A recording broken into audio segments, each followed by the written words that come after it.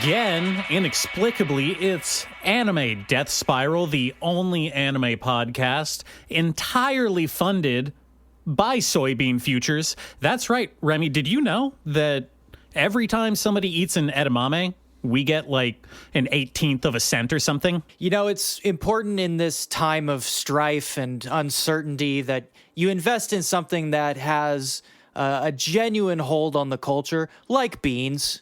Beans, they're not going anywhere. They are a staple of civilization, whether you love them or hate them, because there's a lot of soy haters out there. We all know that. We are making that bean money now.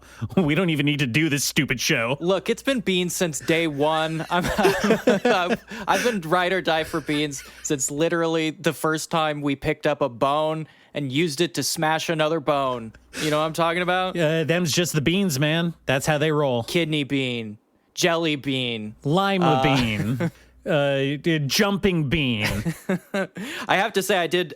Unfortunately, I don't want to admit this, but I feel compelled due to our financial interests. The other day, I did order crickets at a restaurant. Obviously, the biggest competitor to beans in the future. You're gonna bring in all of like the prepper, fundy, conspiracy people in on this show, talking like that. All the people that think we're trying to replace real meat with cricket meat composite. It's already made. Yeah, they're already made of grubs. You guys haven't realized that yet? You've been eating grubs. Yeah, and you like it. Matrix moment. You think that's steak you're eating right now? You think that's cow steak? That's bug steak, you idiot.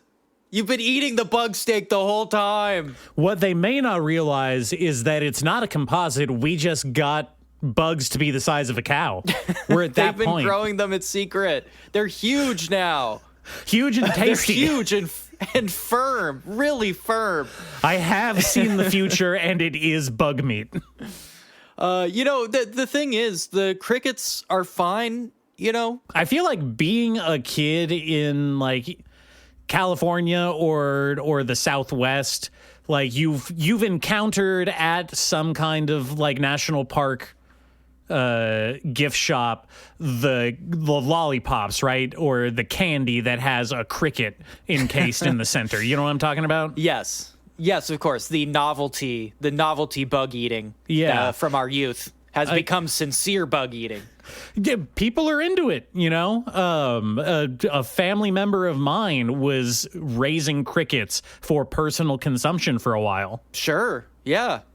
They're not bad. You know, I had them sautéed. Okay, it's with pretty good. Very spicy. It was like a chili thing. I feel like that goes best with cricket meat for some reason. It was a Oaxacan restaurant, so we put mole on the crickets. Okay, you got those mole crickets. Love those mole crickets. It's pretty good. Not to be confused with mole crickets, which are a thing. That's a distinct bug separate from mole crickets. I don't know anything about bugs. I just eat the damn things. You know, I'm laughing, but I don't know that much about cows. You don't know that much about cows? You don't know where the steak comes from? Which part of the cow do you think a steak is? The under the skin, the all of it. Under the skin part. The stuff that when you get the skin off, it's like in there. It's just in there. Yeah, and you have to get it out. They put the steak underneath the skin. That's where it is. Or else it gets the hose again. Oh, gosh. You know, speaking of eating bugs, movies, right? Hey. They had that one thing in that movie. Remember? Oh, wait, are you talking about... The Thing? Are you talking about Denis Villeneuve's Blade Runner 2077 or whatever it was? 2077. Denis Villeneuve's Cyberpunk 2077. Okay, you know someone's jacking off to that concept right now. It's weird. He took all the neon lights out. It's pretty much just concrete. Why does everything look schlubby? Yeah, I forgot they ate bugs in that. You know, because I went to the movies, and I've been putting it off talking about it on this podcast for a while, I was just thinking about movies, and I was looking at movies that were in the box office on my birthday, and I got really disappointed. How Facebook core of you. I don't have a great lineup. Like, the number one box office pretty much on my birthday was Driving Miss Daisy. Oh, that's not a good one. Nightbreed came out. That's okay. not bad. Well, I mean, I didn't care for it, but It's a good movie. Back to the Future Part 2 is probably the highlight for me. There's really nothing else. who is it for me? Who's it for you? I've got Leatherface, Texas Chainsaw Massacre 3. That's a bad one. Yeah. What else? Something called Everybody Wins from Orion Pictures. I don't know what that is. I never heard of it. Never heard of it. Oh, Internal Affairs. There's a name. Yeah, Internal Affairs was it did pretty well. I don't know why. I've never seen it. And I'm missing the forest for the trees here. The big name. I got Tremors. Okay, that came out 3 days after I was born. So that's why you have this weird spiritual connection to Tremors. Tremors is the perfect movie. It's a perfect movie script. If you think about it, if you really think about it. Oh God, now he's going on the rant again. Jesus Christ. Look, all right. I was just afraid that you were becoming like one of these Kevin Bacon guys, and that scared me. But if it's the birthday thing, I get it. I get it. No, obviously it's the big worms. It's obviously the big worms. Come on. But then why didn't you like Dune? Because they weren't using big puppets. Because I liked Lynch's Dune. That's more of a contrarian stance that I like to take. Yeah, unfortunately, that is also a bad movie. There's 3 Dune movies now, and they're all bad. It's just and a TV show. And a TV show. The TV show is actually the best one, and it's still kind of bad. There's several TV shows. There was the 2003 sci-fi miniseries of Dune. Remember that one? Oh God, no, I do not remember that one. It was also bad. Of course, it was. I think the best Dune media is probably the RTS game. There are a couple good Dune games. Much better as a game, apparently. Yeah, well, haven't read the book, so I'm going to say that Dune is mostly a video game property to me. It basically is, but let's not get tied up on Dune. What did you see at the movies? No, let's get tied up on Dune. Dune is great. I love Dune. The whole thing about being a worm guy, love that. I see that for myself in my future. But this birthday year, Gundam GQuuuuuX came into my life. Ho-ho! That was my birthday connection movie this year, even though I didn't get to see it until the last second. This is, of course, the crossover production event that people have been talking about since the 90s. This is Gundam made by the Evangelion guys. Yes, another example in our desolate pop wasteland of a fan unfortunately finally getting their claws into the project that they've been obsessed with since childhood. How did this one turn out? You're asking yourself. I am asking. I went and saw the movie. I saw Gundam GQuuuuuX.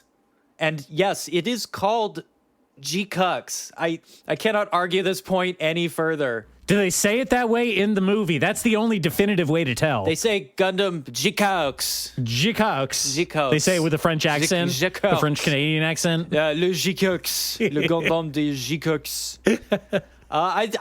That's how they say it. I don't know.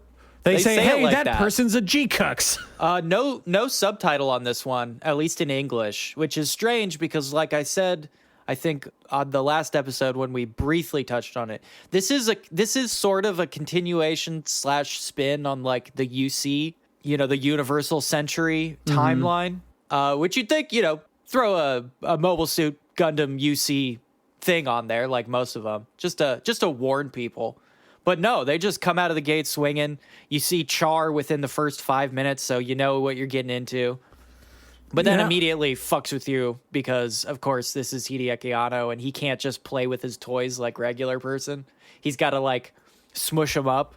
I mean, I've been wondering because I know that and I feel awful because I can't remember his name and I can't be asked to look it up. Hideaki Anno. Not Hideaki Anno. The robot designer from Evangelion also designed the Gundams for GQuuuuuX. And I was looking at some of them, and you can definitely see some influence in there. They're very, I don't want to say over-designed because I don't mean it as a bad thing, but there's a lot of, like, stylistic, superfluous details to these robots, like armor plating that doesn't exactly make sense. And Doesn't I understand really do anything. I understand that we're talking about Gundam. Like, the Gundams have always been, very obviously, at least the first one, reminiscent of like a samurai warrior, right? With the big V kind of head ornament thing. And obviously, the main Gundam signature is usually having some kind of laser sword, some kind of lightsaber, if you will. I don't know. Are we allowed to call it that? They're called light swords. Are they really called light swords? It depends on who's translating it, but I mean, that's what they are. They're light swords. And so in this one, from what I've seen, they're very obviously leaning into, and I don't know if it's probably just this guy's style, but I feel like they're leaning heavily on evoking the image of an Eva, but as a Gundam, right? Do you get that? A little bit. There is definitely the flavors mixed in there. But I also, when I was watching it, I did notice, first of all, like I said, this is the UC timeline. And now many of our listeners may be unfamiliar with the Gundam timeline. Oh, really? Yeah. Y'all don't know about the timelines? I don't think so. Y'all don't know about timeline? You want me to spit on timeline? Just briefly, just let them know that the UC timeline is the downstream from the original Gundam, the one where you skip 30 seconds ahead if you don't want a spoiler on a 40-year-old show, but this is the timeline where Char dropped the space station, the colony on Earth, right? Yes, the UC is our main core canon Gundam timeline. This is the one where Amuro Ray battled Char and eventually beat him, and the colonies are all kind of subjugated by Earth, so it's real ambiguous moral ending there, kind of like, well, what do we do now? And so the series continues on being morally ambiguous. We end up with like the most recent Gundam Hathaway movie, where essentially all the main characters are just weird political actors / terrorists. That's kind of where the UC has settled in now, which I'm fine with. But there are lots of Gundams. I can't even begin to tell you how many Gundams there are. There's if you start counting like the books, oh man, there's a lot of Gundams. But the UC is where the vast majority of them take place. It's just, I think a lot of people, myself included, get tripped up because my first introduction to Gundam as a series was Gundam Wing, which is an alternate timeline to all of this. That's the AC timeline. Yes, Gundam Wing is not particularly unique in that. There are a lot of Gundams. Gundam Seed takes place in essentially its own timeline. The big ones are, of course, the Universal Century, the Cosmic Era, Anno Domini, and late Universal Century, and post-disaster, which is where my recent Gundam favorite, Iron-Blooded Orphans, came from.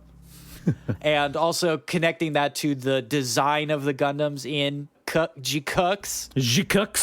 I feel like it is a kind of a response to the Iron-Blooded Orphans design, which was supposed to be a post Gundam world where the main Gundams were like a forgotten technology.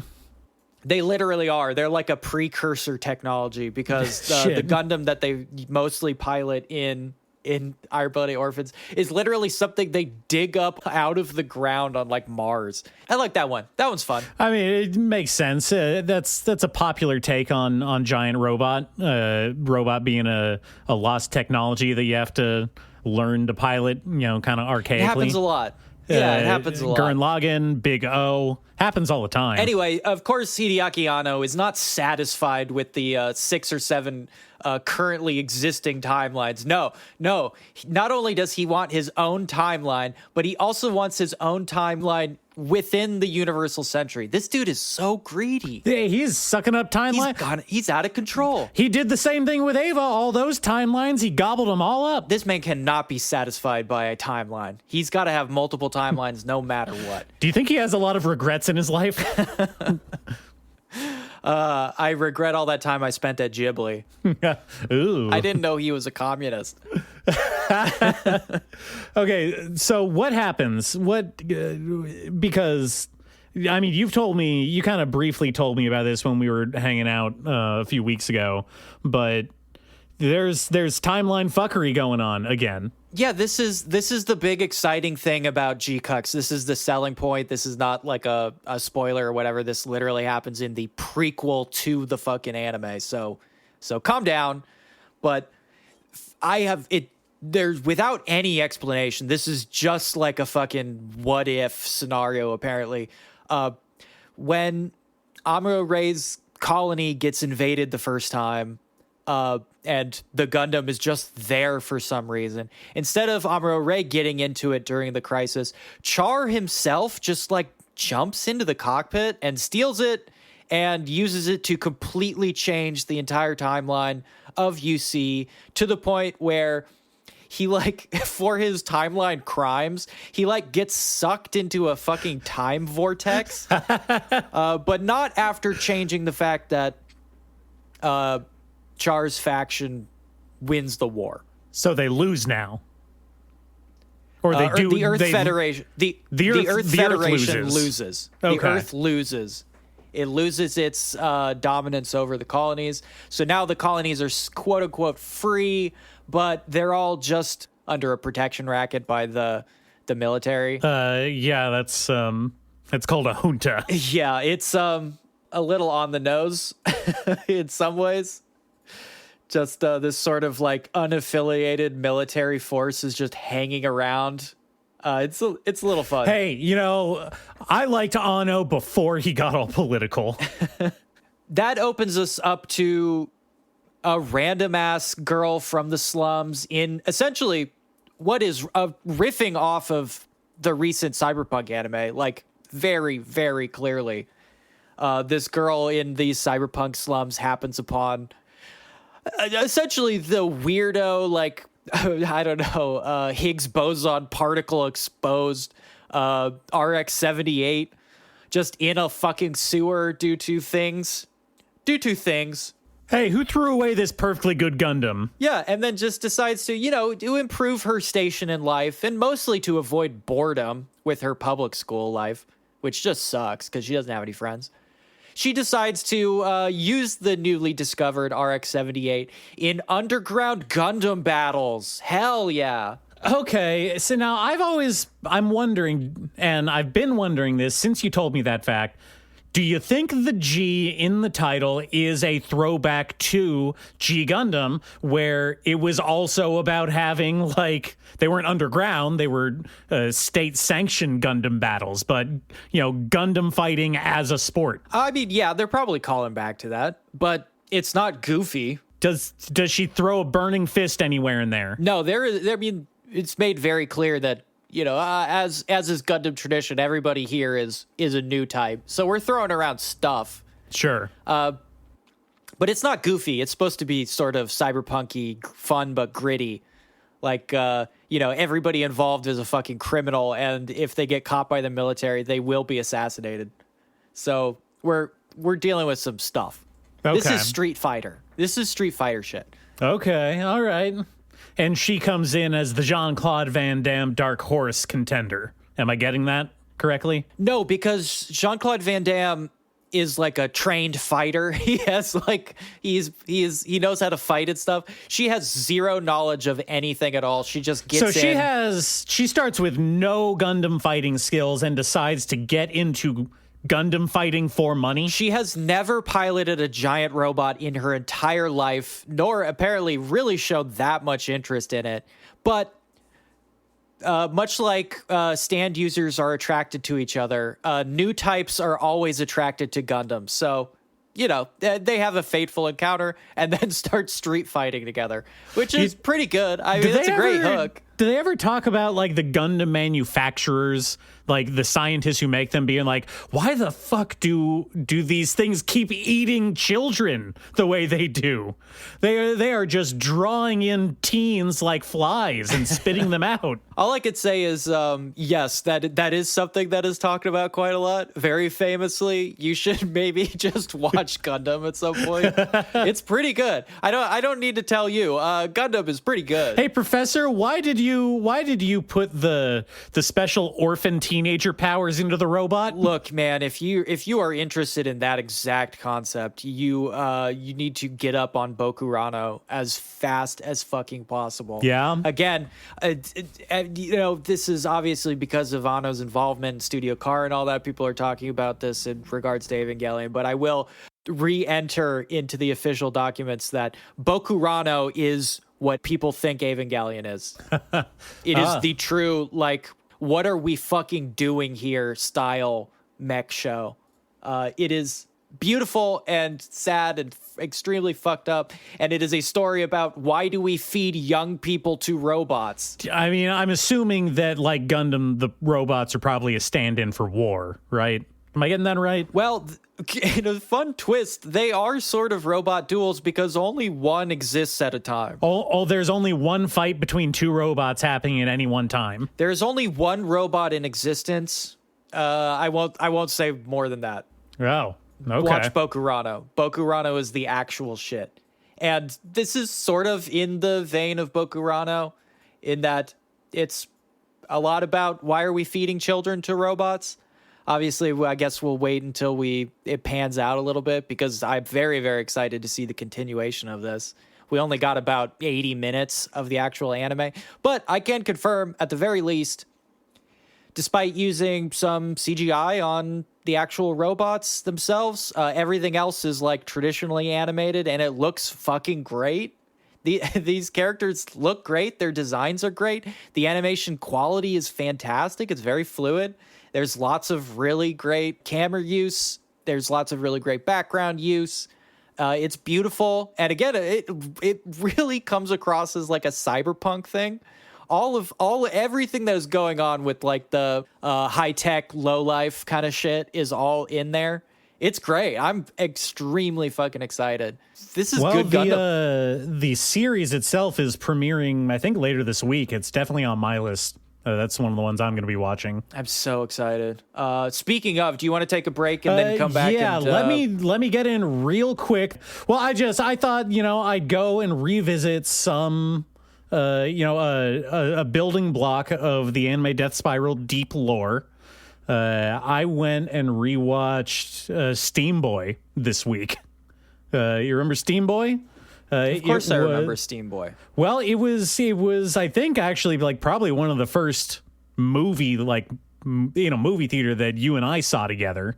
I remember going to see that because it also happened to be the first time that I had ever heard Flight of the Conchords because they were playing that over the intercom at the theater for some reason. Now, I don't want to spoil this beautiful memory, but I believe when that happened, you are confusing two events. One being when we saw The 10, the horrible sketch comedy. You know movie. What? I totally am. Yeah. Yeah. Yep. You know what? I knew it. I knew it. Well, see, you remember my life better than I do. I remember that particular event. That shows how compatible we are. I can't remember. We were talking about Katsuhiro Otomo on one of the previous episodes. Yes, because of Domo. Yeah, Domo. And I got thinking about Steam Boy again because I remember liking it. I barely remembered anything about like the actual plot of the story. This is a weird freaking movie. Yeah, it's really weird. So, do you remember that strange. it had one of the main characters was a fictionalized younger version of Scarlett O'Hara from Gone with the Wind? Is this the connection you made? Oh, well, yeah, that's part of it. I did just watch Gone with the Wind for the first time a few weeks ago. Yeah. Is this why? Is this the connection you've somehow made across time and space? Yeah. My brain works in mysterious ways. Wow. It's got a young boy Thomas Edison in it as a background gag character. You got to have Edison in there. Also, one final weird fact in the English dub. Do you know who voiced the main character, Ray Steam? No, I have no idea because I don't care about English dubs. Well, I mean, that is the version that we saw in theaters. And it was freaking Anna Paquin from True Blood. Yeah, that's cool. That is cool. Or Trick or Treat. You know, it had a pretty you stacked will. cast. It had, besides Anna Paquin, Patrick Stewart, Alfred Molina, Oliver Cotton, all good names. Yeah, this should have been a huge hit. It was not. No, it almost bankrupted Studio 4C. Yeah, it did not do good. It was famously the last time that Katsuhiro Otomo was ever allowed to direct a film. I mean, probably because it took him 10 years, more than anything. Otomo needs to go back to live action. I think that would solve his problem.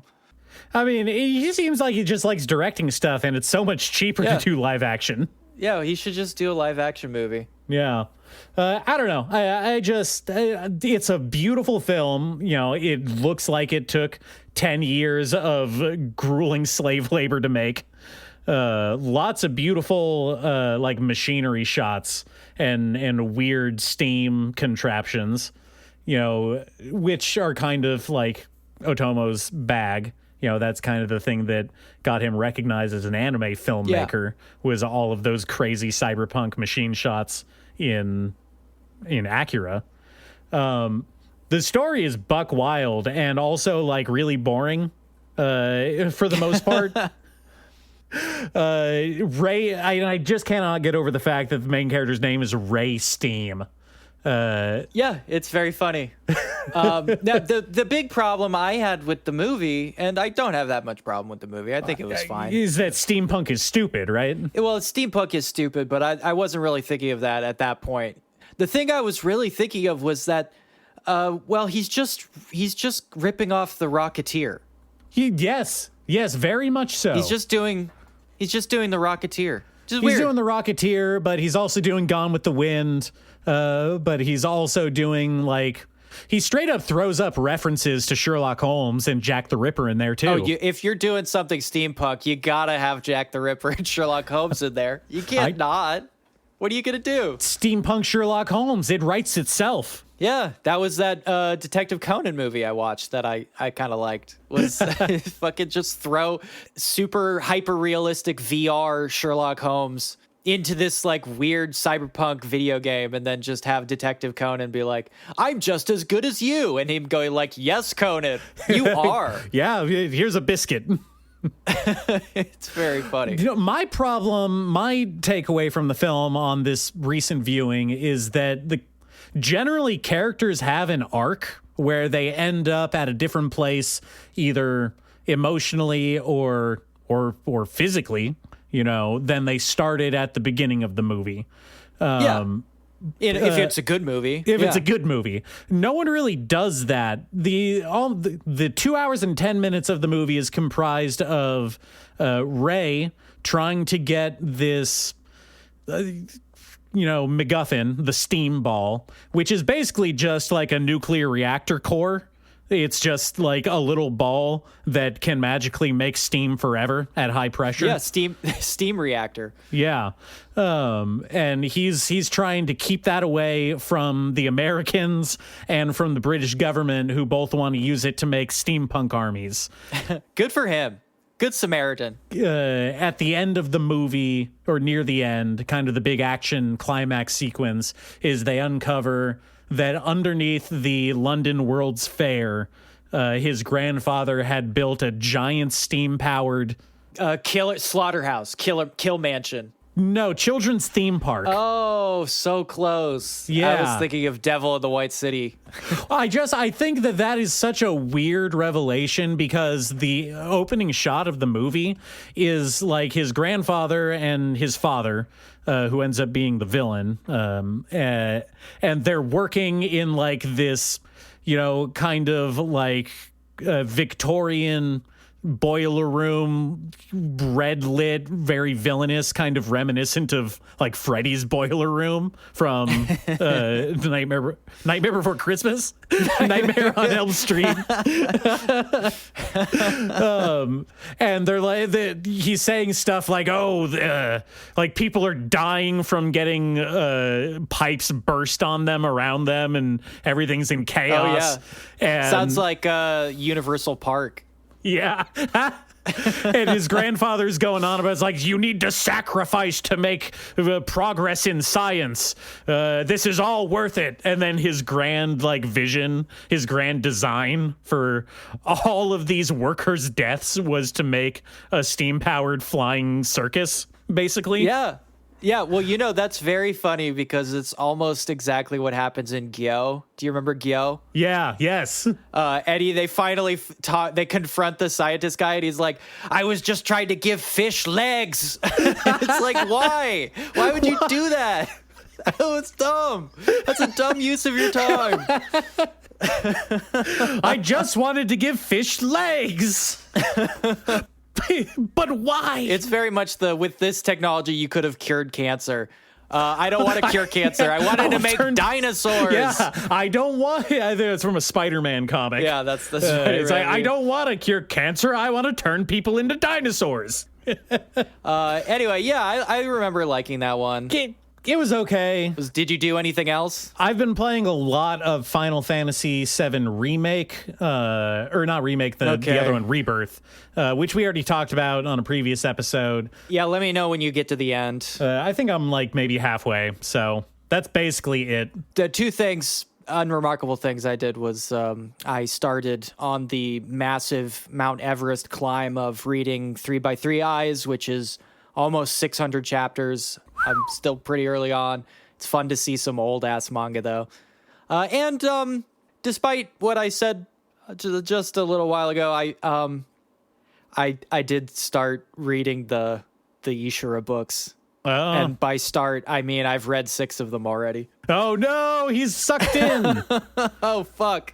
It got me so bad. It got me so fucking bad. And the 7th book comes out next week too, by a happy coincidence. Yeah, Ishura. So I'm going pretty fucking hard.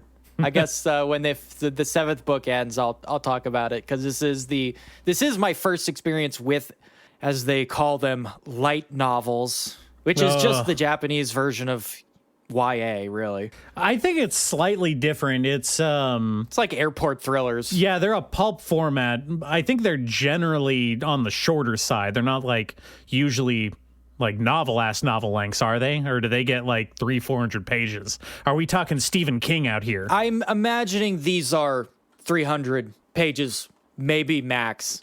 Around here it says a light novel is probably under 3 pages. Under 3 pages? Under 300. 300. Oh, okay. Oh, all right.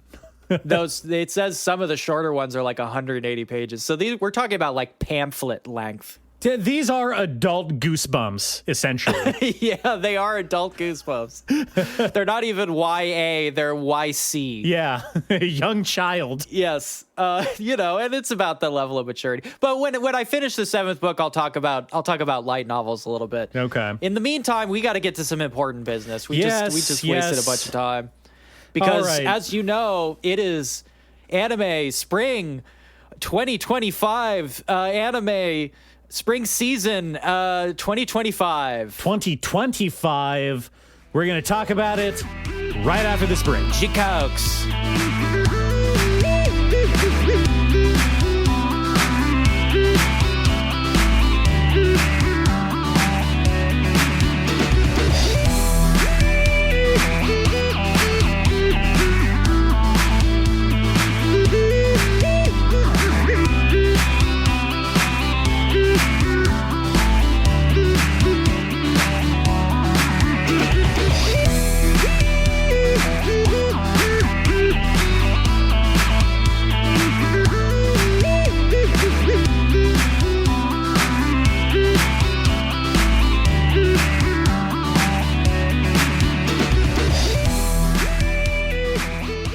Anime 2025 Spring Anime Season 2025. That's right. They keep making them. We keep watching them. It's a vicious cycle. No, we don't. That's not true. Because we didn't watch anything from last season. We don't put words in my mouth. I watched all about an Okinawan girl that is unintelligible. Yes, and I did continue to watch Orb, which is good. See? It's a good one. That's a full ass season. By the way, it ran continuously up to 25 episodes, I think. That's old school. They don't make them like that anymore. And they probably never will, because I'm looking at this list and it looks like these are all going to be 12 episode seasons. Crank them out, baby. 12 or 13. I know I said it before, but let me just be on the record here. I don't like this splitting up season thing. I don't like it. I'm very wary of this trend. You're against it. I'm against it. I ain't for it. I'm against it. I'm against it. It reeks of financial manipulation. That's all I could say.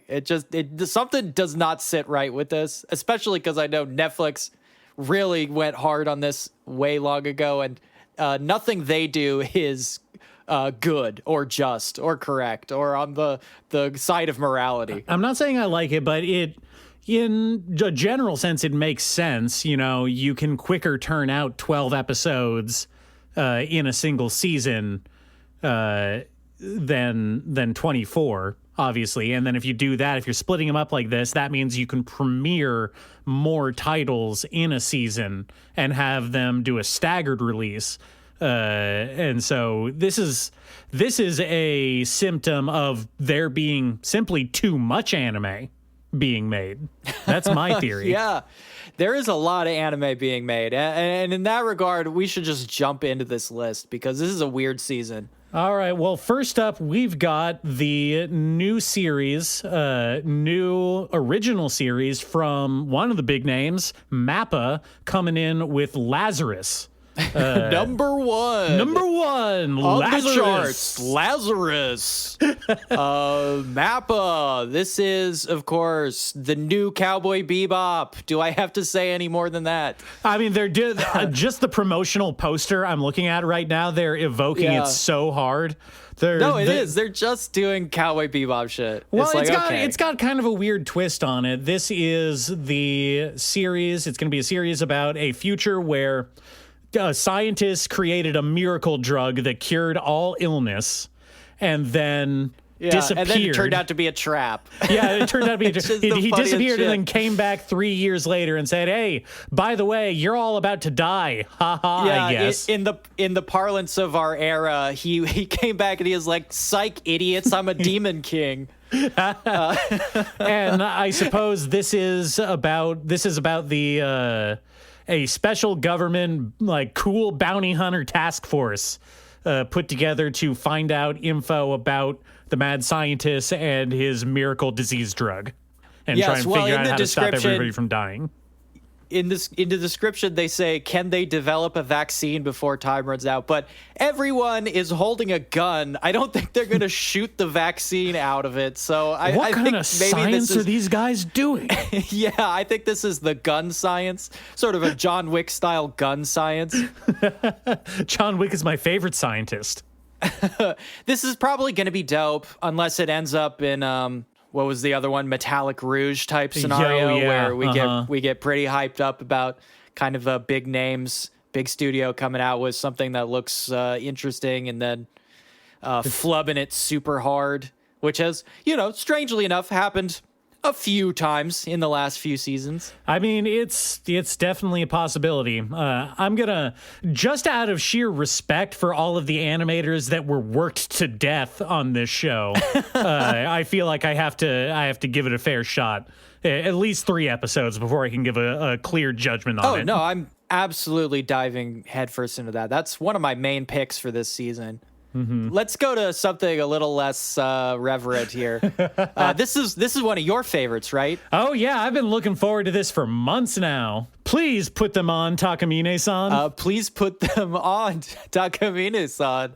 Now you've been reading this for a while, right? Well, there's only a few volumes out right now. It's been on a bit of a hiatus, presumably while they're making the anime. So yeah, I'm really hanging on the edge of my seat for that next chapter. I talked about this briefly either last episode or the one before during the recap. This is, of course, the show/manga about the girl who has time travel powers whenever she takes off her underwear. Great. Yeah, the rule, the caveat, like the one thing about her power is that she cannot activate it if she takes off her clothes herself. So she has to have this weird, the classroom weirdo / rube follow her around with a supply of spare undergarments for her to change into so that she can activate her powers multiple times. And she uses these powers for evil, I do want to say. She uses them to cheat on tests and to evade the law and, oddly enough, not steal stuff. She doesn't steal stuff, which is weird, but, all kinds of other manipulation and trickery. I don't see what's wrong with those first two things, though, to be honest. No.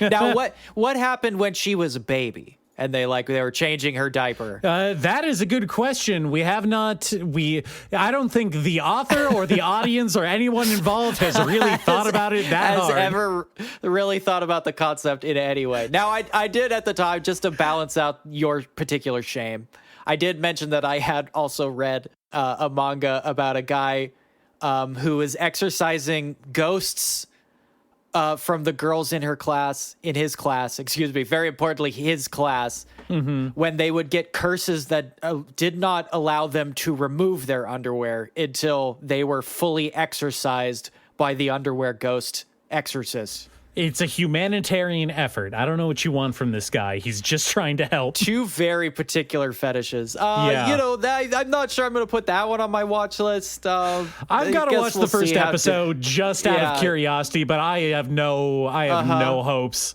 I'm just doing this academically. You have to understand that. Yeah. Okay. Let's get to the next one, which is the first one on this list that Witches? I have read the manga of. Not Witches. This one's Oni. Okay. All right. Kijin Gentoushou, Sword of the Demon Hunter. This is something that I've been reading for a long time because the chapters come out over a long period of time. I really like this one.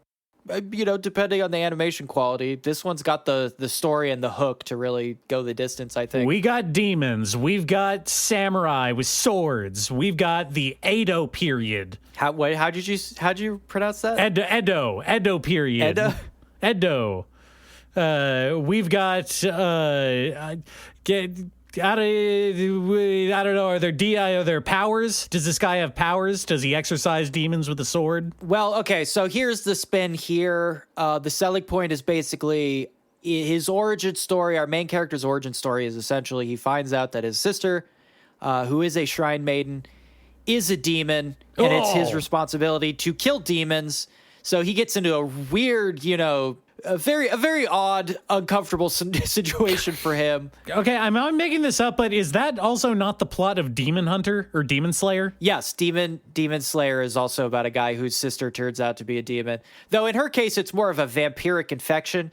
In his case, it's more of this was like a destined by fate kind of scenario. She's a fate demon. Yes. In order to survive his own sister's demon attack, he accidentally eats a bit of a demon. We end up with sort of a mermaid scale scenario where he is now cursed with eternal life.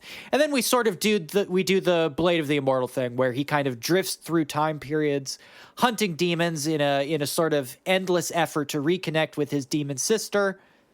He does a lot of demon hunting, and now that he knows eating demons isn't a bad thing, it is in fact a cool thing, like a Kirby-style ability, he hunts and then eats the demons, getting their powers. Hell yeah. It's very melancholy, unlike Blade of the Immortal, which I just actually read the Blade of the Immortal spinoff where it is revealed that he's been hanging out in America and returns to Japan to fight the Shinsenkumi. Just by the way. Dope. Didn't animate that one. as far as I know. Anyway, this one is cool. It's very cool. I like it a lot.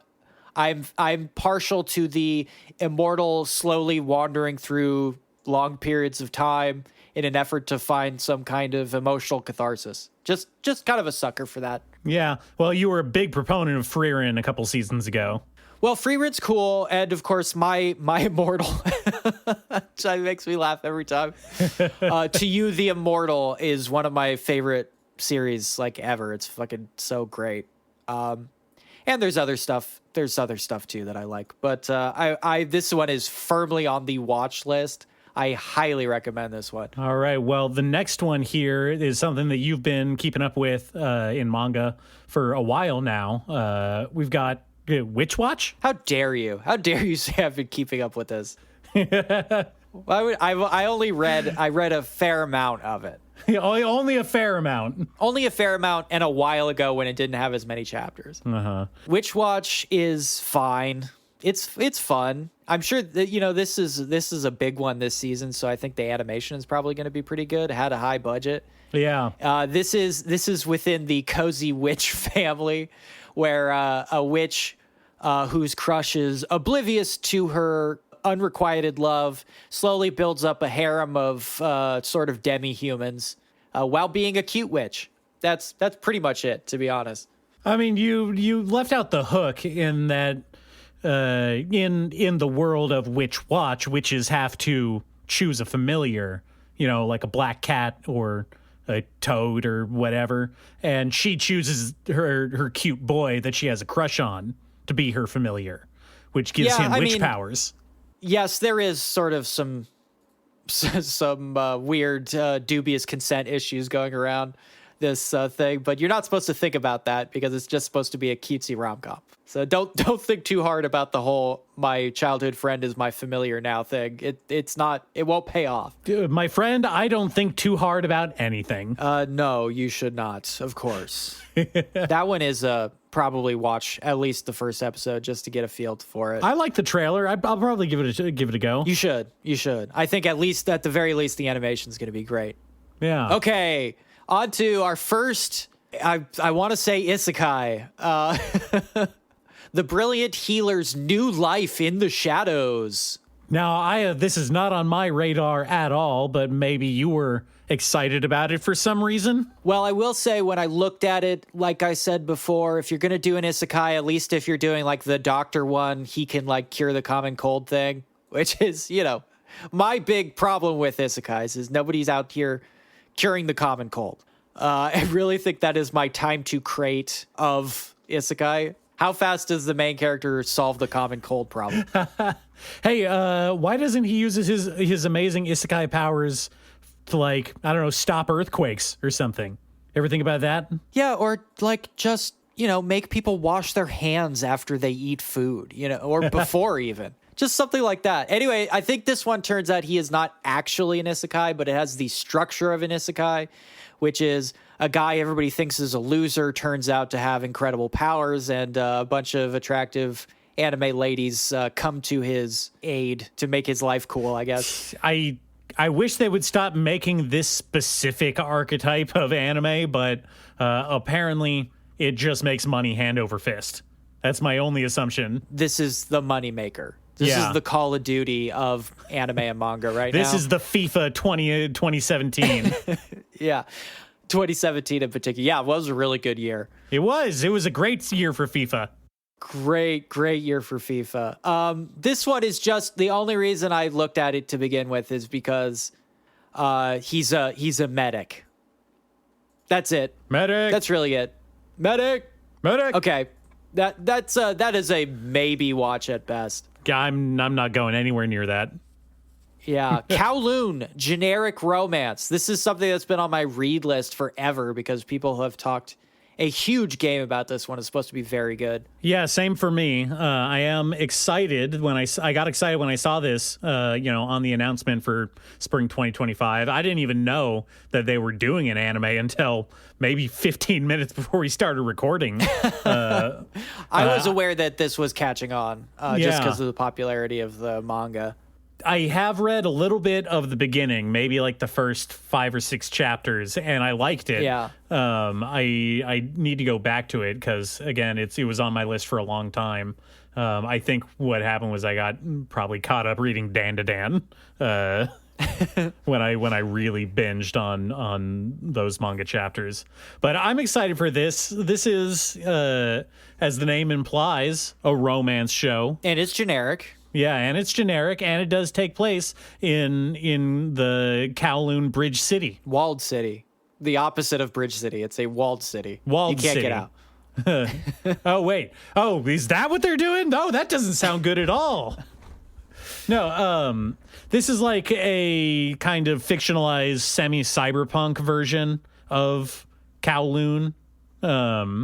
But yeah, I like that aesthetic. That's like something that has always kind of appealed to me. The giant city building kind of thing. I don't know. Nihei Tsutomo.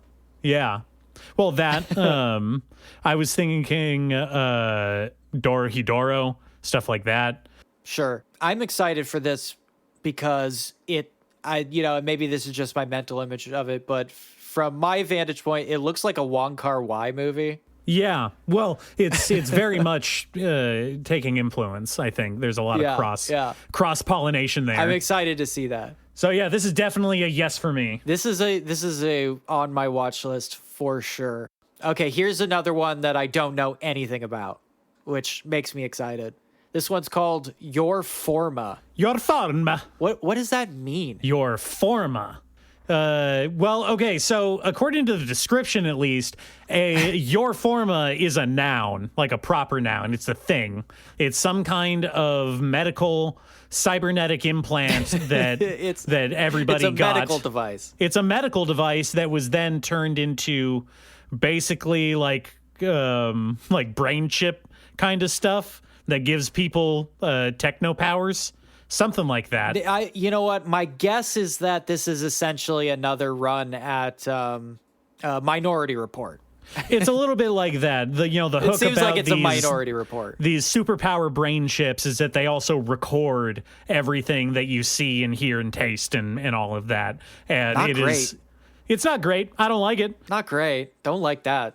And it is about a Minority Report detective who specializes in investigating these kind of like brain report things to determine who's a criminal and who's not. Yes, much like very reminiscent of the detective mystery I talked about a while ago about the guy on death row who does essentially brain dives into criminals' unconscious to discover their identities. Uh-huh. I'm assuming this is going to be basically exactly that structure, which is fine with me. I like mystery stories. I don't particularly like Minority Report cops, so I might be a little unsympathetic to the main character, but I don't know. We'll find out. I don't know. It's a maybe for me. If you watch it and say that it's worth it, I'll probably give it a try, but it's not super high on my list. Okay.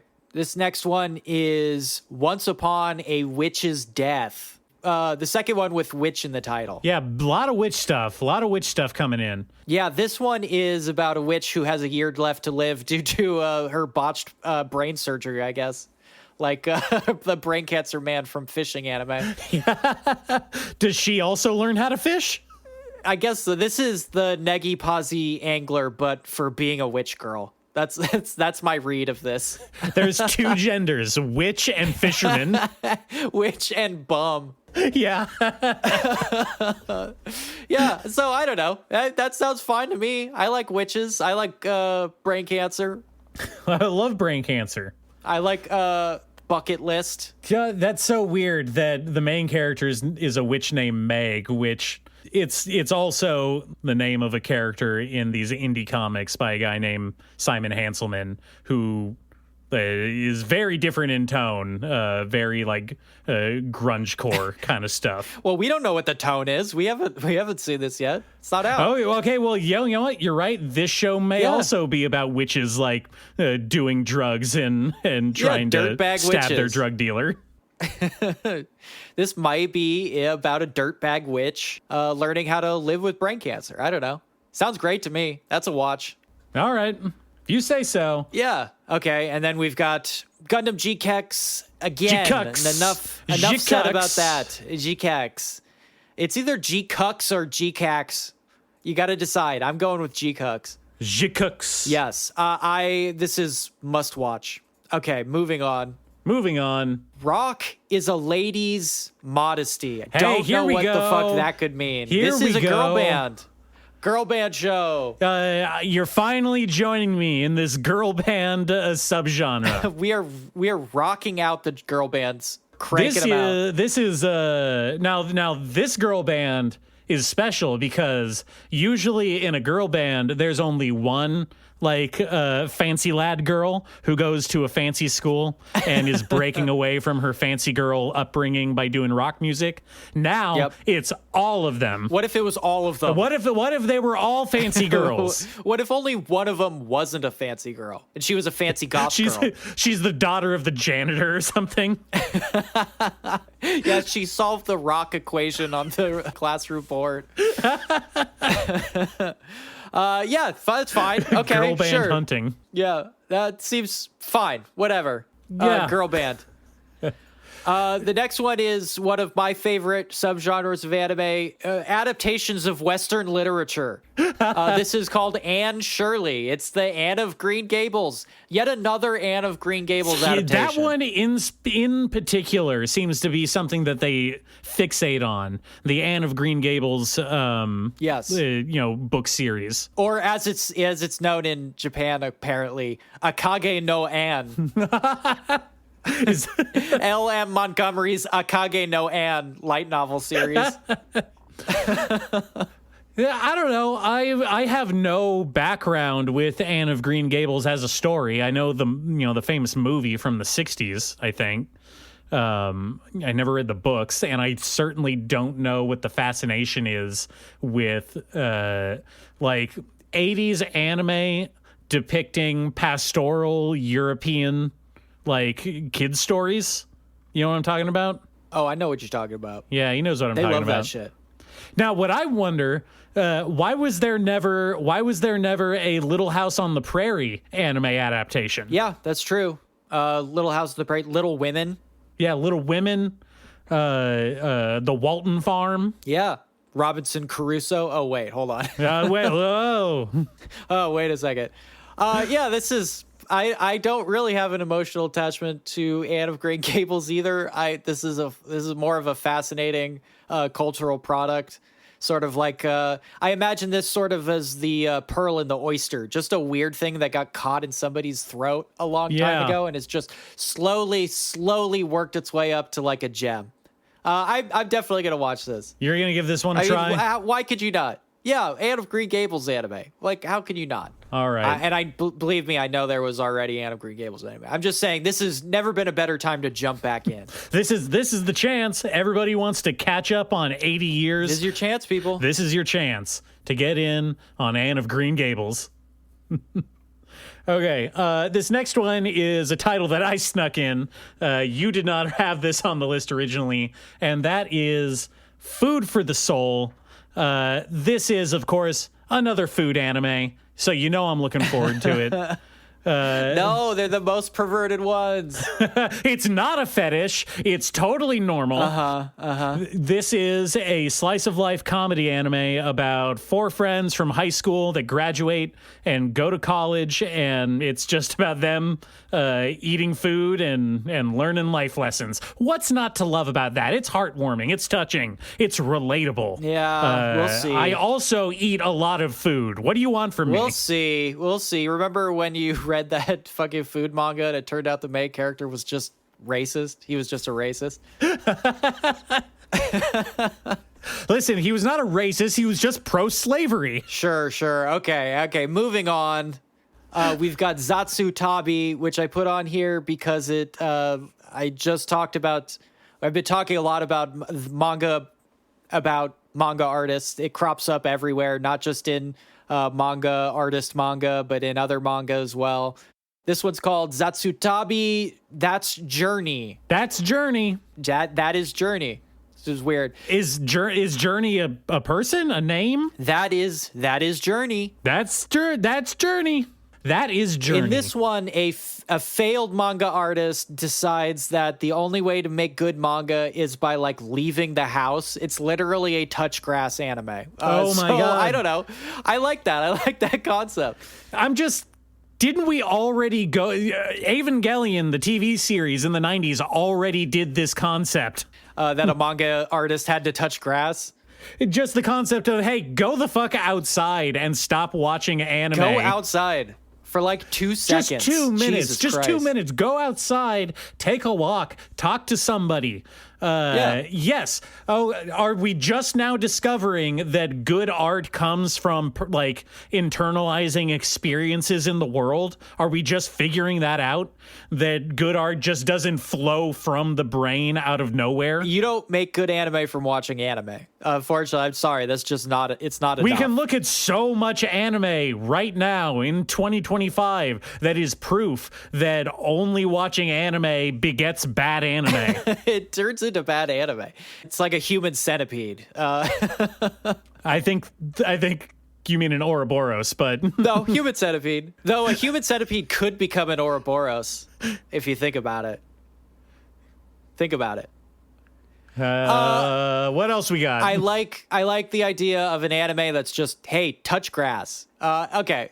The next one is fascinating to me. This is something that is very strange. It's the Guilty Gear Strive anime. Oh, God. This is a fighting game that took inspiration from anime to the point where it became anime itself, now retransitioning back into anime. Back to being an actual anime. This is a very strange one. Circle of life, buddy. That's just how it works. Yes, I don't have a huge interest in the narrative of Guilty Gear, even though I like Guilty Gear. I've played Guilty Gear games throughout the ages. What I'm most interested in is the fact that the Guilty Gear game has come the closest to making 3D anime look good. Oh man, those screenshots of the most recent Guilty Gear game and like the special move animations, they look so good. They look really good. And most real of smooth. Yeah, I chalk that most of up to the fact that, you know, single 3 or 4 second spurts of animation in that game have been worked on for multiple years. So I'm just dying of curiosity. Will this translate back into anime? I guess we'll find out, right? I don't know. We'll find out. I'm interested in this. I'm just like, it's just going to be more fuel for people arguing online on whether or not Bridget counts as like trans representation. Yes, she does. Oh boy. Yeah, great. I want to have that conversation again. God, it's going to happen. They just keep doing it. Just enjoy the anime, people. I don't know. Let's see. Hold on. Let's see if a voice actor has been cast for Bridget. Yes, a voice actor has been cast for Bridget, so Bridget will definitely be in the anime. So we'll be definitely bringing this ship back up again. Okay, great. Very excited. Let's move on to something a little more uplifting, and that is, of course, that is not how I would describe this. Well, maybe not you. Ballpark de Tsukamete. Catch me at the ballpark. This is another entry in the seemingly endless subgenre of guy who goes to bar. And there's a girl bartender. Yes. Well, in this case, it's not just a bar, Remy. Come on, we have to give them credit for this ingenuity that they've injected into the formula. This is what bums me out the most, is not only does this guy become a fucking desperate loser barfly, he becomes a desperate loser barfly for the bar that is at the local baseball park. Not even a bar, it is just a drink stand. It's just a drink stand. That's so depressing to me. Like, this is deep loser alcoholic level. And it's essentially, according to the description, it's only because one of the girls at the park that serves beer is like a tsundere gyaru. Oh. Which means I'm going to leave this one to you, Nate. Well, you didn't mention that gyaru were involved. That changes everything. Imagine that, a Gyaru serving beer at the Tokyo Tigers stadium. That's Tokyo, right? Tokyo Tigers, or are they the Giants? No, I forget. Osaka Tigers. Osaka Tigers, excuse me. Come on. Imagine that. And he can't understand her dialect. This makes me desperately sad to think about. Well, I think the most disappointing thing of all is that they chose baseball, which is, of course, as we all know, An the alcoholic most sport. boring sport. Oh. Well, sure, but that's why alcoholics favor it. Yeah, it's the most alcoholic sport. The most exciting thing you can do at a baseball game when you're in attendance is get drunk. Yeah, it's get ripped. That's the whole point of going. Okay, Nate, you will report back on that one. The next one is... I hate baseball, but I love Gyarus. Yeah, maybe you'll learn how baseball is played. That would be really interesting. He comes back and he knows how to play baseball. This one is really interesting. This one is Yaiba, Samurai Legend, which is based on a manga created by the same guy who invented Conan. Interesting, right? Yeah, I guess that's kind of interesting. I feel I've definitely seen this character, this artwork around before. Oh yeah, this is a classic. It's been around for a while. This is pretty much only interesting to me because of the Conan connection. Yeah, it looks kind of like a what's the famous ninja from Japanese lore? Goemon. Yeah, Goemon. You know, there was a very similar Goemon manga / anime from like the 90s. / Nintendo 64 game. Yeah, / N64 game. Very similar art style, which I think itself was already riffing off of the Detective Conan style. Yeah, it's all connected. Mm-hmm. Yeah, I'll watch this because... You like Conan O'Brien. Okay. What is this one called? Teogonia, which sounds like some kind of horrible disease. Oh man, I got the worst case of Teogonia last week. I don't want to hear about it. It was right up there next to my corns on my feet. That's just what happens when you go to Tijuana. I'm sorry. This one is about like old school, just straight up fighting monsters. Fighting monsters. You know what? Yeah. Sometimes a throwback in themes is popular. Yeah. You know, we got your Samurai Deepers. We got your Kings of Hell. I don't know, the early 2000s samurai manga about fighting demons. I see it all in here. I didn't say samurai. This is really more of a punchy boy, as far as I can tell. He's a punchy boy. He has a sword at his side. I'm calling that. I'm just calling it as I see it. I guess we'll find out. This is feudal Japan. Punchy boy fights demi-humans. He's fighting monkey people. He's fighting pig people. He's fighting ghost people. None of them allegories for anything, by the way. Yeah, I want to get that out of the way. They're not stand-ins. There is no deeper symbolism going on here. No, no visual metaphor. It's just feudal Japan. Everything is 100% as you see it sincere. Everything is just sincere. Nothing else to it. Don't think too hard. Okay, I'm giving that one a shot for sure. The next one, #Compass 2.0 : Sento Setsuri Kaiseki System. What? This is both Summer Wars and JoJo. People go into Summer Wars world to find their JoJo stand partner, and then they battle each other, I guess. That's Digimon. Seems fine. No, Digimon are Pokemon. These are stands. Yeah, but you have to go into Summer Wars to get your specials. You only get one. That's the thing. That's the thing with Digimon is you only get one. Yeah, but Digimon are still at their core Pokemon. These are stands. They are not Pokemon. Pokemon in any are way. pocket monsters. Digimon are digital monsters. They're different. Okay, we'll wait until the first episode comes out, and then you tell me whether they're stands or Digimon, because I think they're stands. Okay, all right. Well, stands can be Digimon too. No, they can't. Stands are not Digimon. I will fucking fight you on this after the episode comes out. Let's have this conversation later. Okay. Okay, the next one is... this has no English, so you gotta just trust me here. Oide yo Mahou Shoujo Mura. And then in parentheses it says Fuhou Senkyo. Don't know what any of that means. This one is about a 43-year-old woman who apparently has a nervous breakdown and tries to form a magical girl village full with other people having seemingly a mental health crises. This is very reminiscent of the like Arrested Development League of Wizards. We demand to be respected. This one, actually, the first thing I thought of was, do you remember Arakawa Under the Bridge? Do you have any memories of that? I talked about it a long time ago, I think.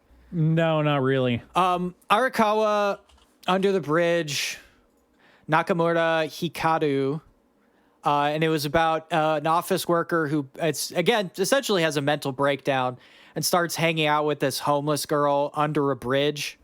Dope. And it's a comedy about a guy who's just pretty much losing it completely, and this girl who's also seemingly completely insane, like full mental health crises all the way around, just kind of hanging out with each other and trying to deal with their mental illness as more and more mentally ill people just gather around them under this bridge. It's it's one of the weirder things I've ever read, and that is the vibe I get off of Oide yo Mahou Shoujo Mura, which makes me really very curious about it, because I really liked Arakawa Under the Bridge. I mean, we should point out that this is based off of a gag manga, single page kind of 4-coma stuff. And yes. So it's probably going to be real, like the super short form episodes that I've been seeing pop up here and there for stuff like this. Oh, yeah. Look at that. Here it says 1 minute per episode. Yeah, there you go. Wow. Was it Honorable Farmer Arakawa? I think the Overweight Elf series was also like this. They were like 5-minute episodes. Oh, God. That actually makes me more excited, because you know what? Comedy should be in and out. You know what I mean? Like, don't waste our time. You know what? Don't take up more room than you have to. It just leaves more space for more jokes. It's the constant sketch comedy problem, right? How do you get out of a sketch? You just end it. The answer is you just don't. You just go. You leave. Yeah, you tell the joke and then you go. Superior format. Okay. Anyway, I'm definitely gonna check that out. Okay, now we're getting to some weird stuff. We have a Jujutsu Kaisen movie. Yes, the Gojo slash shoot, I can't remember the other guy's name. Geto. Yeah, Geto. I'm already purging everything about Jujutsu Kaisen out of my brain. I can't believe this is already happening. So this is basically just for the Gojo Geto slash Fickers. Yeah. That's what this movie is. But it's a compilation movie of the first 6 episodes of the season, which is the flashback arc, basically. Yes, and most importantly, this has the finished animations in it. Oh, they finally. I thought you couldn't beat a dead animator anymore. Nope. They did it. They went back and I'ma fix wolves on this shit. So that'll be fun. Next up, Virgin Punk. I don't know if you've heard of this. I was reading a little bit about it earlier when we were going through the list. This is the first movie being made by the guy who did Kaite. You remember Kaite, the incredibly notorious movie that was supposedly in folklore a hentai that was expanded out into a real anime? Oh, yes. You mean Kite. Sure. Yeah, Kite. Yeah, I know what you're talking about. Yes. It was the hentai. Well, I mean, first of all, if it's not a hentai, why does it show up on hentai sites? Huh? Have we asked ourselves that? I don't know. You tell me. No, I don't know much about Virgin Punk, but knowing that information about the author, maybe I can extrapolate some real weird scenarios based off the title. Yeah, kind of weird. I was like, huh. But, now going with the classic punk naming convention, I am assuming this is based in a world where everything is somehow run and powered off of virgin power somehow. Steampunk. It's got to be. Diesel punk. It has to be, right? Punk is, of course, where you use punks as fuel to run cars. I will accept no other theories until it actually comes out. So I'm assuming that, like modern day Japan, this is a virgin grinding machine to power society. I hope so. Yeah. I'm very excited for this. The animation looks great. Obviously, Kite only became notorious because it actually did have really great animation in it. The director also has just put in so much fucking solid work on other people's anime for like a very long time. You know, he worked on that Spriggan 1998 Spriggan Hell yeah. movie that we really liked. Mm-hmm. He's worked on Angel Cop, Ikitosen. He's done a couple Loop on the Third movies. He did Dark Side Blues. He actually worked on that Outlanders movie you talked about. Yeah, and I've talked about Dark Side Blues a few times. Yeah, Dark Side Blues is cool. Like, just a lot of shit that is legendary from the 90s. So, you know, I'm down. What can I say? I'm down. Yeah, man's got chops. You can't get around it. He's got the chops, even though he made hentai. But, you know, who else? You know what? A lot of anime from the 90s, especially the early 90s, was a fucking one very small piece of cloth away from being a hentai. Okay, who so are we to judge? Maybe it's a closer thing than people thought. Okay, I'm just saying. Just saying. All right, everybody, calm down. Just back up a bit. I am the evil lord of an intergalactic empire. This is really is this the third thing I've actually read on this list? You tell me. I read, let's see, Kijin Gentoushou. I read that. I read Witch Watch. Yeah, this is the third thing I've read. I don't particularly like this one. I'm the evil lord of an intergalactic empire is an isekai about a dumbass loser who is manipulated by the world's version of the goddess, which is kind of a trickster god asshole who ruins people's lives to the point where they get isekai'd out of pure despair, and then he like makes them live an isekai life and then destroys that life too, so that they also get isekai'd out of pure despair. He's a big dick. He's a piece of shit. Sounds like a piece of shit. Unfortunately, this guy who he isekai'd has such a noble and innocent heart that even though he is trying his best to become this world's demon lord, he just accidentally keeps doing good things for people. That's the gag. Okay, so this is a evil guy is bad at being evil gag. Yes, exactly. Okay, all right. We've seen this a number of times before. It's not quite the same, but Mr. Villain's Day Off is kind of like that. Evil guy isn't actually evil. Yeah, evil guy who's not actually evil. Yeah. Yeah, that Osamu Dazai isekai. Mm-hmm. I was going to say the permutation of this concept is the let this something go to pieces. Let this grieving hearts retire. Yes, let these grieving hearts retire. Thank you. See? Something, I think that's in the name of something. Yeah, no, you're thinking of the right one. This is about the guy who isn't powerful, but everyone thinks he's powerful. And he's so bad at being normal that everyone assumes that he's doing some kind of grand master plan with all of his actions. But he's just like, I'm just a normal guy. Yes. The only real interesting, and by interesting, I mean creepy thing about this is that at the very beginning, this is a baby isekai, so he is born into this new world, and his parents allow him to choose a robot to raise him, essentially, because he's born into nobility and his parents are like fucking off the planet. Screw this shit. We're out of here, kid. And he chooses like a sex bot as his mom, his surrogate mom. So that's, I don't know. I don't like that. It's weird. And it's not even like a thing. It's not even tonally consistent with the rest of the manga. So it's just like a weird, uncomfortable thing that the author threw in there. Yeah. Well, it's the other weird isekai that you didn't put on this list, but is very similar in vein to this one, is Reincarnated as My Mother in Another World, where a super powerful evil guy gets defeated and he reincarnates as his own mother and has to raise himself. Man, that's like from that a child. Messed up shit, man. It's messed up, right? That is gonna fuck you up so fucking bad. Oh man, I shudder to think about that. Okay, moving on. Moonrise. I don't really know anything about this except this is one of Wit Studios' entries this year. They've done a few things on this list. This looks like maybe it's one of their originals, which is interesting. All I know about this is that it is using, according to the description, it is using an innovative type of animation, unlike any seen before. What does that mean? What? I don't know what that could possibly What does that mean? So I am going to be watching that. That one's coming out on Netflix. Oh, so you know it's going to be good. Yeah, it's going to be great. Let's just tuck that one behind our ear in case that animation style is actually something we've never seen before. I mean, I'm on pins and needles trying to figure out what that statement could even possibly mean. What could that possibly mean? What does that mean? We've perfected hydro animation. Yeah. It's all with water. What if it's just rotoscoping again?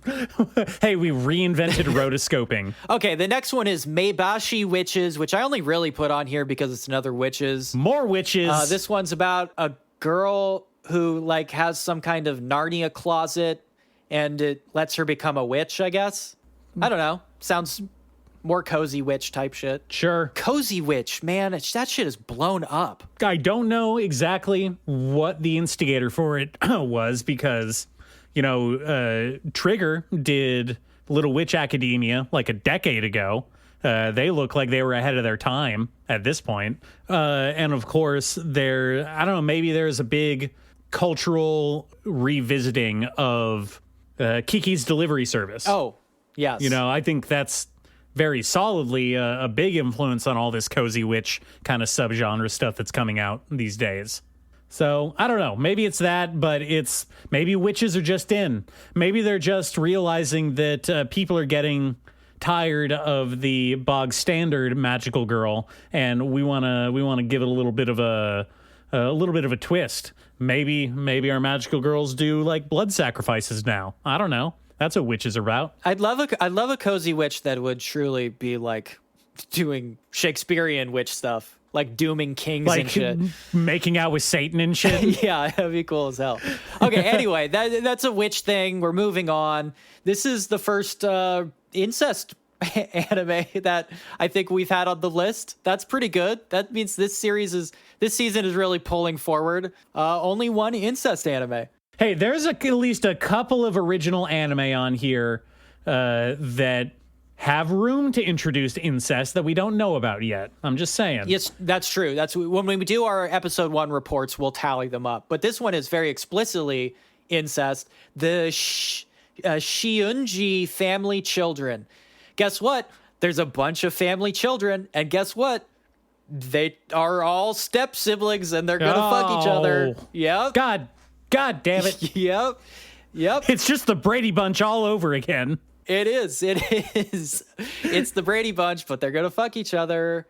That's really it. That's all. So you're going to watch that one. That's on you, Come on, man. Don't put that on me. I'm not into that sick, perverted stuff. I'm not one of those weirdos. I'm going to be over here in a dignified fashion watching Musume Cinderella Grey, the Musume Pretty Derby spinoff centering on the character of Cinderella Grey, who is the silver-haired destiny pony of the series. Yes, she's the edgy child, right? Well, she's the super self-serious, I'm the best, nobody better get in my way kind of girl archetype. Horse archetype, excuse me. Yes, this one does seem a little edgier than the other horse girls. Mm-hmm. Maybe this will have like a murder mystery component to it. Well, she is the one that notably has to wear blinders all the time because she's skittish. Oh, fuck Musume. Oh my god. Okay, and that brings me to our my final entry on this list. At the end of the month, the Rose of Versailles remake movie is coming out, which is so fucking cool. That's right. Utene's for the straights again. Well, hey, did you ever want to know where Utena came from? Well, guess what? Now you get to know. I mean, once you watch the original Rose of Versailles or anything about it, you just kind of realize, like, oh, wait, Utene is just this. Like, they're just ripping it off. Front and center. Yeah, a lot of Yuri can trace its lineage almost exactly to Rose of Versailles' existence. Yeah, it's pretty wild. Rose of Versailles is also just cool on its own, so I'm actually very excited for this. I watched the trailer for it. It looks well animated, at least. It's at least from what I've seen, there's not any like major egregious use of CGI or stuff like that. Yes, and its art style is very faithful to that original 90s shoujo look. Sort of 80s, 90s look. I miss that kind of style, that very exaggerated, what do they call it? Ultra sparkle eyes. Yeah, ultra sparkly. Who was the precursor to Clamp? Clamp, yeah. Clamp is what I was trying to think of, like the Magic Knight Ray Earth people. Yes, where they took all their inspiration from. Yeah. Everyone is oddly lanky for some reason, very thin-limbed. Oh, yeah. And angular shoulders. Oh, you gotta be. I love it. It's great. Eyes as big as their face. Aya Hirano as Marie Antoinette. That's going to be fun. Marie Antoinette. I always love when anime portrays Marie Antoinette because they always portray her as extremely sympathetic and the victim of a violent mob. You know, sort of like that Anastasia movie that came out. Yes. Japan tends to be a pretty big monarchy apologist, unfortunately. But Rosa Versailles is still very cool. Oh, man, is that it? Is that the anime 2025 season that's on our purview? Things always crop up, you know, as they do. We might grow the list. We might shrink the list. I bet I'm not going to watch some of these. But for now, that is anime 2025. 2025. Spring season anime 2025. Springing it up out here with anime. It just keeps coming. Oh, God, it won't stop.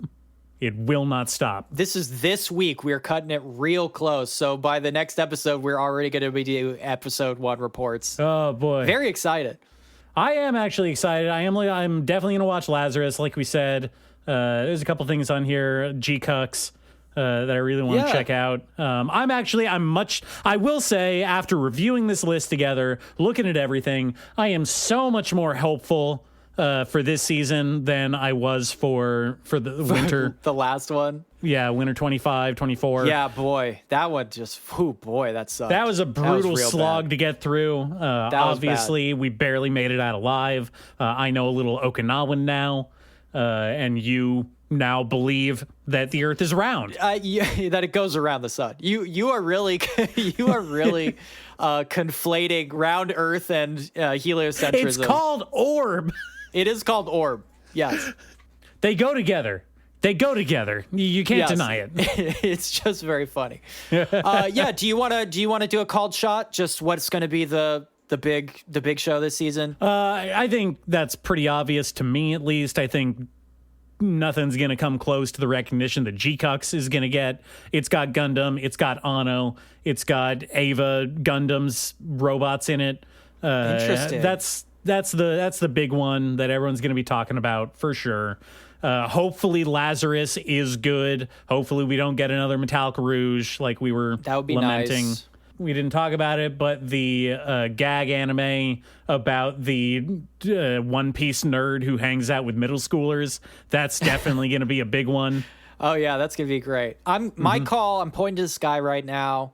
My call is a combo of Witch Watch and, unfortunately, the Shiunji family incest children. You think that's going to be the standout? That's going to be the big shows, yeah. Oh, no. Oh, God. I got to go with my gut here. Let's hope that it does not come to that. I know Witch Watch is going to be big, at least, because it's very endearing. It's slop, but it's very endearing slop. That's what we need right now. Yeah, and, you know, we don't always get high-budget reverse harem shows. I think people are starving for that. Okay. All right, dear, beautiful, tall, handsome listeners. Thanks. What a great way to end an episode on a high note. I know. Of hope. It's been a while. It's been a long while since we were able to do that. There's hope for the future. Hope for anime, at least. Let's not get carried away with the whole future. Oh, yeah. No, I mean the future of anime. The rest of it, oh, boy. No, the world's probably still ending in 10 years tops, so. I think we're all doomed in that way. But we've got 40 seasons of anime before the world ends. And that is something to think about. All right. Is that it? I gotta go watch some anime. That's it. I gotta go watch some anime. We gotta go catch up right now. Okay. Bye.